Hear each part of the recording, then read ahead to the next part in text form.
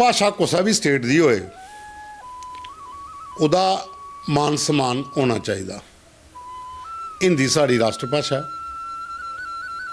लेकिन अटल बिहारी वाजपेयी होरें अंग्रेजी का गढ़ तरोड़ने वास्ते उस टाइम पर एक गीत लिखा हा।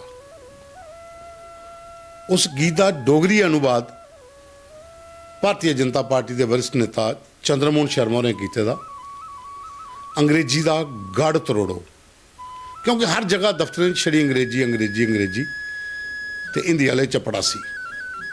वो उस गीत की डोगरी जिहड़ा अनुवाद है ना, वो तुसें अज सुनाना। अटल ते डोगरी स्वर्गीय प्रधानमंत्री अटल बिहारी वाजपेयी हुंदी कविताएं का डोगरी अनुवाद। उस सीरीज एक नवीं कविता अंग्रेजी का गढ़ तरोड़ो। उहदे कोला पहला तुसें कि लोहड़ी दी मुबारखां। अज लोहड़ी का त्यौहार है।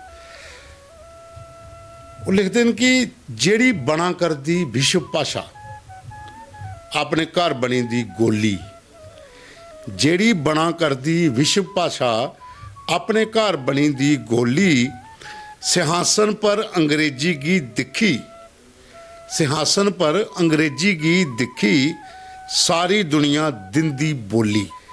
हिंदी वाले ते चपड़ासी, अफसर सारे ने अंग्रेज, अफसर सारे ने अंग्रेजे आंगर, अवधी होने भावें मद्रासी, अवधी होने भावें मद्रासी, कवि राय कैदी है आखा करदा, कवि राय कैदी है आखा करदा, सारी दुनिया की चिंता छोड़ो, सारी दुनिया की चिंता छोड़ो, पहले अपने घर अंग्रेजी का गढ़ तरोड़ो, पहले अपने घर अंग्रेजी का गढ़ तरोड़ो,